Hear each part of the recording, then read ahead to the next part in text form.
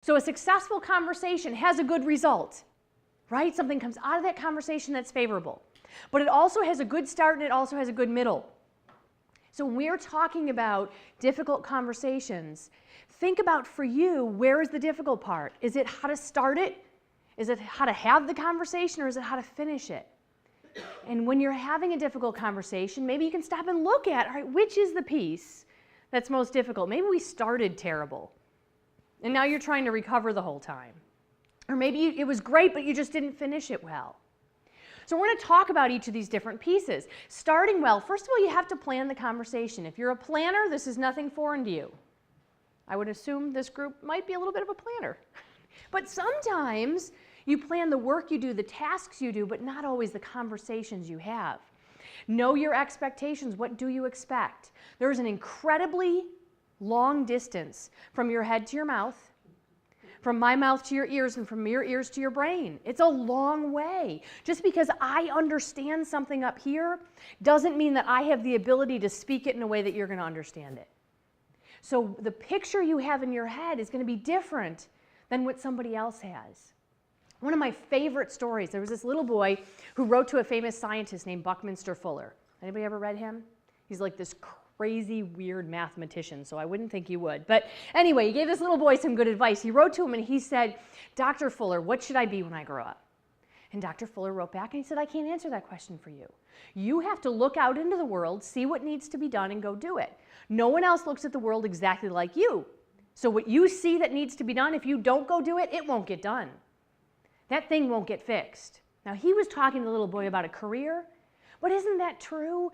Even when we're daily talking to people, nobody sees the situation exactly as you do. Sometimes you're really close and you work together all the time, and so it's not really a challenge. But even the people you work with the most, anybody married? I mean, even the people you interact with the most, you don't always connect. You don't always know what the other person's thinking, because you each look at the world a little bit differently.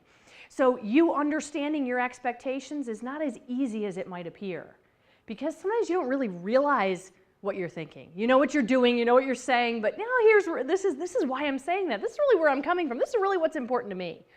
Real conversation. I like to say that a lot of people don't have real conversations because we talk about something, we have to handle something, but if there's what I call an elephant, we might not address the elephant. We're going to talk about the elephant in a minute. The opportunity space, that moment between when someone speaks and you respond, we don't always use that very well. Sometimes we just respond, we just move, we just go. And so if we don't use if we don't get rid of the elephants, we don't use the opportunity spaces, we might not really have a conversation. We might talk a lot. Okay, you got it? Good? Yep, okay, yeah. And when somebody does this to you, do you know what that means? Agree. It means nothing. Absolutely nothing. It means, can you go away now? And if you stop speaking, can this make you stop speaking? No, I understand. You might sit here today then and do this to me. Well, what does that mean? But a lot of people, it doesn't mean anything. It's a polite gesture, right? How are you today? Fine, that sort of thing. You know what I mean? It's an automatic response. So we want to have a real conversation. End well. Know what success looks like. Again, what are your expectations? Where do you want the conversation to go? Sometimes a conversation starts, you know what you want to handle, but at the end, did you really handle it? Hey, you know what? I got to run. Are we done? And so at the end, now I got to come back and have another conversation about the same thing. That might make conversations more difficult if we don't know what we want to achieve, and then end deliberately. Sometimes the end is not the end. Okay, I am done talking, I am out of time, or I'm frustrated with what we're talking about, so I'm going to end it. Well, you know what? Can we circle back on this, and this?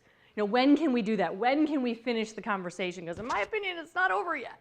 And conversations can be much more difficult if you don't do that, because you don't prep yourself for the next one. Now they come back and Cheryl says, "Bridget, you want to talk about this again? Didn't we cover that already?"